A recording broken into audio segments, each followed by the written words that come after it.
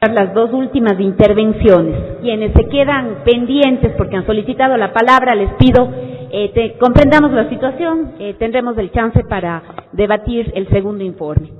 Asambleísta Luis Fernando Torres tiene la palabra. Gracias, señora Presidente. Deploro que este importante debate sobre la seguridad social de las Fuerzas Armadas y de la Policía se realice no precisamente en esta asamblea, sino fuera de ella, en un contexto de intensas intercambios de opiniones entre el gobierno y las Fuerzas Armadas ecuatorianas, pero lo que más deploro es el hecho de que un oficial de la Marina, el capitán Ortega, ambateño por lo demás, haya sido objeto de una persecución judicial sin nombre. Ya fue él en el Consejo Disciplinario debidamente absuelto y luego tuvieron que recurrir a la justicia para que una jueza, en menos de lo que canta un gallo, acepte una acción de protección y nuevamente abra el espacio para que los derechos de este oficial de muchísimo prestigio en las Fuerzas Armadas ecuatorianas de alguna manera sean objeto de menoscabo.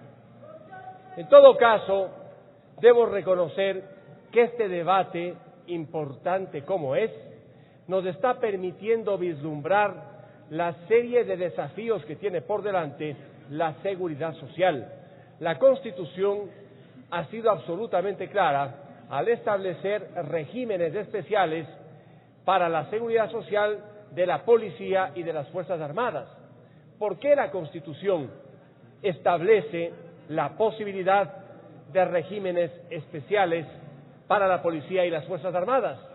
La razón es muy simple, porque el tratamiento que deben recibir aquellos que pertenecen a la policía y a las Fuerzas Armadas es completamente distinto del que debemos recibir aquellos que estamos amparados por la seguridad social normal. Podría haber, a primera vista, una serie de desigualdades que han sido relatadas ampliamente con algunos adjetivos por varios asambleístas del oficialismo. Y si simplemente escuchamos lo que dicen, por supuesto que deberíamos estar no solamente sorprendidos, sino hasta cierto punto indignados. Que haya miembros de la policía o de las Fuerzas Armadas que reciban al retirarse más de $200,000, como decía el asambleísta Cayambe, $30,000 adicionales, otros que reciban inclusive sueldos en los ascensos. Pero la situación de las Fuerzas Armadas, de quienes allí están, la situación de quienes están en la policía es completamente diferente. Veamos lo que ocurre, por ejemplo, en Estados Unidos. Cuando alguien de las Fuerzas Armadas de Estados Unidos es desplazado a un frente de guerra fuera de Estados Unidos, por un año que sale, tiene derecho a retirarse y a recibir una pensión de retiro. Si es por 2 años o 3 años, aumenta. Y uno diría, ¿por qué? Porque cada vez que tienen que ir a estos lugares, a escenas del conflicto, están poniendo en juego de antemano su vida. Cuando saben que van, por ejemplo, a Afganistán, estos militares de antemano ya pueden anticipar que no regresarían. La sociedad entonces, a través del Estado, reconoce esa situación especial y les permite que tan solo con 2 o 3 años o 4 años en estas circunstancias puedan tener un retiro que no tiene el común de los mortales en Estados Unidos. Entre nosotros, la situación de los militares y de los policías no es igual en cuanto a este tipo de riesgos, porque no estamos en conflictos externos. Afortunadamente estos han pasado, pero las amenazas no han desaparecido.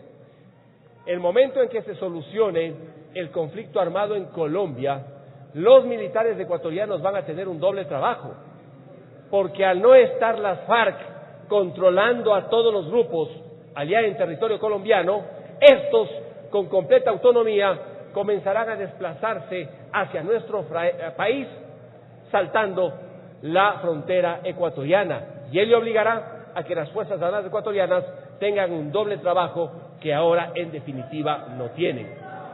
Por lo tanto, señores legisladores, si bien a primera vista parecen excesivas una serie de prestaciones que reciben los militares y los policías, al final uno puede encontrar que se trata de reconocimientos que la sociedad está obligada a hacer a estos militares y policías por la especial circunstancia en la que trabajan, por los riesgos a los que están expuestos y por el hecho mismo de que les resulta muy difícil, como decía el asambleísta Gilmar Gutiérrez, cuando salen, vincularse a la actividad civil. Como lo quisiera yo, que también podamos los civiles, que aportamos igual o más, porcentualmente hablando, que muchos altos oficiales, recibir al momento de la jubilación no los $2.100, sino por lo menos unos $4.000 o más. Eso sería lo lógico. Pero en el caso de las Fuerzas Armadas y la Policía, también hay que advertir que el aporte que ellos hacen a la seguridad social es del orden del 24% de su sueldo. Nosotros aportamos no más allá del 11% de nuestro sueldo. Si hay un aporte significativo, también ese aporte tiene que reflejarse el momento en que van a recibir una pensión de retiro. En definitiva, señores asambleístas y ecuatorianos, este debate debería llevárselo con absoluta objetividad. Yo he leído detenidamente el informe y veo que en él la comisión menciona por lo menos unos 3 estudios actuariales, estudios que dicen que hay problemas con un déficit actuarial elevado de las Fuerzas Armadas ecuatorianas. Inclusive, uno de los asesores de la Seguridad Social en la comisión llegó a decir que además del déficit actuarial existe un déficit financiero que al momento se está cubriendo con reservas. Si no hay reservas, el déficit financiero sería real y afectaría las finanzas públicas, porque no nos olvidemos que el Estado es al final el que tiene que garantizar este pago después de las enmiendas que fueron aprobadas por esta Asamblea. En estas circunstancias, entonces, para que el debate sea mucho más fructífero, yo demando... Disculpe, asambleísta, por favor, compañeros de las barras, permítanos concluir con el debate. Nos queda apenas una intervención adicional. Yo demando, gracias señora Presidenta, yo demando que para el segundo debate también se presenten cifras. ¿A cuánto asciende el déficit actuarial? ¿A cuánto asciende el déficit financiero? ¿Qué monto de reservas están utilizando para que no haya un déficit financiero? Estas cifras no las conocemos. Extraoficialmente hemos escuchado de montos, pero en el informe no están. Si hay un problema entonces de sostenibilidad de la seguridad social de las Fuerzas Armadas y de la Policía, hay que tomar medidas. No cabe la menor duda, pero trabajemos sobre cifras con la esperanza que las cifras, por lo menos en este punto, no deben mentir. Ahora bien, señores legisladores, se propone, entre otras cosas, que se derogue expresamente la Ley de Pensiones de 1961, porque se dice en el informe que una disposición transitoria de la Ley de la Seguridad Social de las Fuerzas Armadas de 1992 reconoció la vigencia de la Ley de Pensiones para que ésta se aplicara hasta que se dicte la Ley de la Seguridad Social de la Policía Nacional. La Ley de la Policía Nacional, su Seguridad Social, fue aprobada en 1995.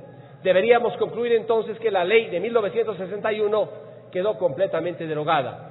Me temo que tal como está redactada esta derogatoria expresa, podría generar una serie de conflictos, porque si recién esta vez la Ley de 1961 se va a derogar expresamente, ello significa que estuvo vigente antes. Yo pregunto, ¿alguien ha invocado la vigencia de la Ley de 1961 para reclamar algún derecho dentro de la seguridad social de las Fuerzas Armadas o de la Policía?